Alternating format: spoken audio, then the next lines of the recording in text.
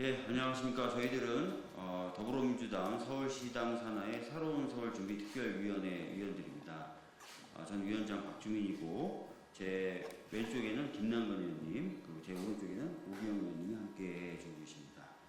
기자분들 중에 아시는 분들 계시겠지만 저희 새로운 서울 준비 특별위원회 차원에서 얼마 전 서울시의 신통기획 모아주택 등의 주택공급 정책에 관련된 토론회를 진행한 바 있습니다. 그 토론회에서 실질적으로 서울 지역에 주택이 제대로 공급되고 있지 않다. 특히 신통기획은 서울시가 그동안 표방해 왔던 바와는 다르게 실질적인 성과를 내지 못하고 있다라는 발표가 있었고, 관련된 메시지를 저희 의원들 그리고 저 이렇게 내기도 했었고 기사화되기도 했었습니다. 그러자 오세훈 시장이 발끈해서 주택 공급이 무슨 빵 공장에서 빵 만드는 것인 줄 아느냐라고 또 재차 반발을 했는데, 저희들이 주장하는 바가 어떤 내용인지 이런 부분을 저희들이 소상히 좀 밝히고 하기 위해서 이번 기자회견을 열게 되었습니다. 우선 김남근 의원님의 말씀 듣도록 하겠습니다.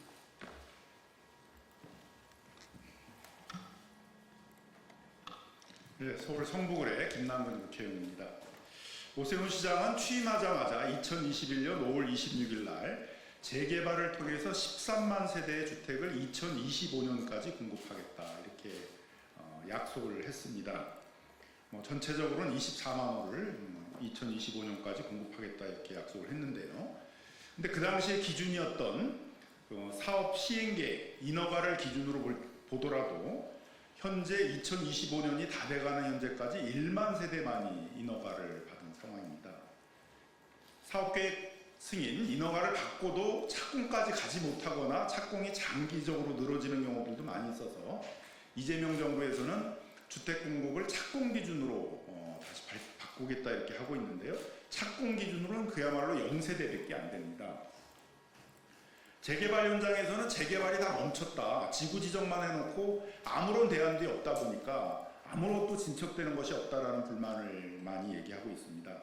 말만 신통기획이지 하나도 신속하게 진행되는 것이 없다라는 비판들이 많이 일어나고 있습니다. 이런 상황이라면 책임 있는 서울시장으로서는 지구 지정만 돼 있고 왜 더 진척이 안 되고 있는지에 대한 정확한 분석을 통해서 대안을 내놔야 되는데, 마치 비아냥대듯이 주택 공급이 빵 공장이냐 빵 만들지 할 수 있는 게 아니다라는 무책임한 발언들을 해서 재개발 현장에 있는 많은 재개발 주민들의 분노를 사고 있습니다. 재개발뿐만 아니라 전체적인 주택수에 있어서도 2025년까지 24만 호를 공급하겠다 이렇게 약속을 했었는데요. 25년이 다 돼가는 지금 현재 보더라도 지난 10년간 평균 6만 9천 호가 서울 지역에서 주택이 공급됐습니다만 오세훈 시정 3년간을 평균해 본다면 4만 2천 호, 그러니까 사업 시행 계획으로 61% 수준밖에 주택이 공급되지 않았고, 착공 기준으로 하게 되면 지난 10년간 6만 8천 호가 공급이 됐습니다만 지난 3년간 평균을 보게 되면 한 해에 3만 9천 정도만 공급이 돼서 10년 평균과 비교해 보게 되면 57%밖에 공급이 안 됐습니다. 그럼 이렇게 왜 그 오세훈 시정 3년 동안 서울 지역에서 주택 공급이 대규모로 감축되었는가에 대한 어떤 분석과 대안이 있어야 되는데, 빵 공장 타령만 해가지고는 이 문제가 해결되겠습니까? 만약 건설 회사들이 착공계를 받고도 그 사업을 하고 있지 못하다 그러게 되면 그런 PF 문제를 해결해가지고 주택 공급을 정상화시키겠다라든가 이 주택 공급에 대한 어떤 정상화 대책에 대한 얘기가 있어야 되는데, 아무런 주택 공급에 대한 정상화 대책이 없이 무책임한 빵 공장 발언만을 하고 있어서 이 점에 대해서는 오늘 기자회견을 통해서 우리 재개발 주민들을 대변해서 정확히 비판을 하고 대안을 세울 것들을 요구를 하고, 만일 대안이 없다면 이재명 정부에서 지금 본격적으로 서울 도심 지역에 공급하려고 하는 주택 정책에 부합해서 적극적으로 협력할 것들을, 방해하지 말 것들을 그런 촉구하자는 취지에서 기자회견을 갖게 되었습니다. 예, 시민들이 체감하는 공급의 기준은 아마 구역 지정이 아니라 착공이라든지 분양이라든지 그런 것이 되지 않을까 싶습니다. 그렇기 때문에 이번 정부에서 주택 공급 대책을 발표할 때도 착공 기준으로 몇 호를 하겠다 이렇게 발표를 했던 것인데요. 오로지 구역 지정만을 기준으로 자기가 할 일을 다 했다라고 얘기하는 것은 실질적으로 주택 공급을 바라는 서울 시민의 염원과 바람과는 상당히 차이가 있을 것이고 그동안 서울시가 이야기해왔던 바하고도 상당히 거리가 떨어지는 것입니다. 이 점에 대해서 다시 한번 저희가 명확히 지적하고요.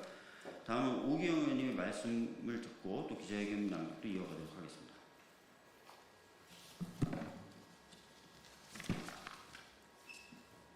네, 서울 도봉구의원 오경입니다. 주택 공급에 대해서 지금 사회적인 논쟁이 있습니다. 그리고 함께 지금 주요한 우리 현안으로서 정치권이 풀어나가야 됩니다. 회고에 보면 지난 22년 9월에 레고랜드 사태가 있었습니다. 강원도에서 일부 어음의 그 채권에 대해서 상환을 거부함으로 인해서 갑자기 이 금융시장이 요동쳤고 그 수십조 원이 투입이 되면서 진화를 했습니다. 그 이후에 우리 사회의 주된 문제는 부동산 PF의 해결이었습니다. 그러나 지난 3년 동안 부동산 PF가 적시에 신속하게 제대로 정리가 안 되고 지금까지도 부동산 시장 전반에 후유증을 낳고 있습니다. 저희가 최근 몇 년 동안의 국정감사 과정 속에서 정무위에서 기재위에서 계속 그 당시에 부총리, 그 당시 한국은행에 대해서 문제제기하고 대안을 제시할 것도 조속히 처리할 것을 요구를 해왔습니다. 지금 우리 사회에서 필요한 것은 부동산에 대한 공급의 문제입니다. 그리고 공급을 그동안 왜 제대로 안 됐는지 실질적으로 어디까지 풀어가야 되는지에 대해서 좀 진지하게 풀어나갈 때입니다.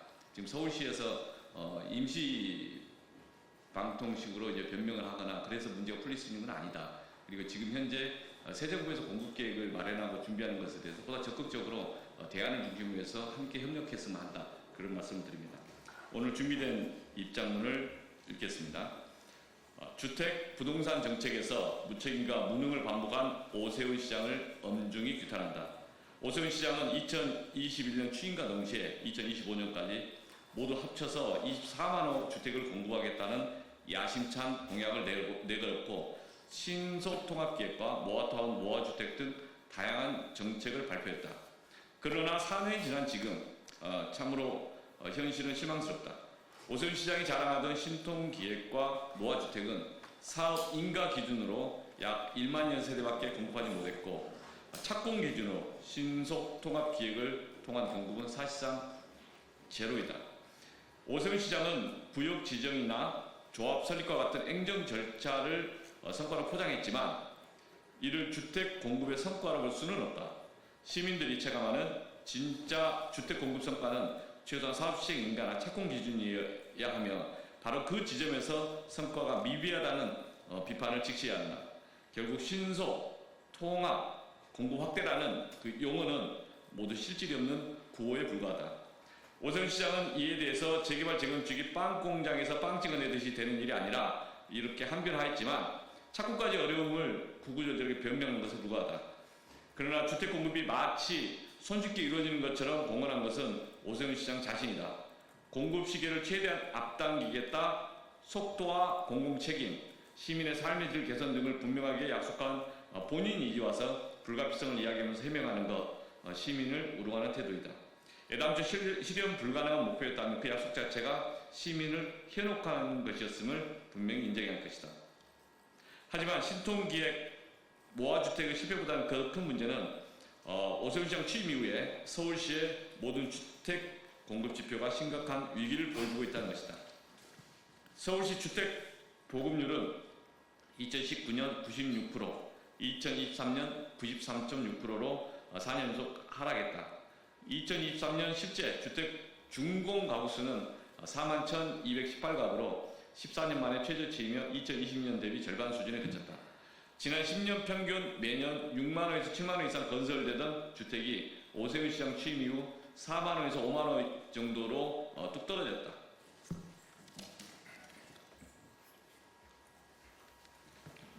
오세훈 시장의 주택정책 무능은 비단 주택 공급에서만 나타나는 게 아니다.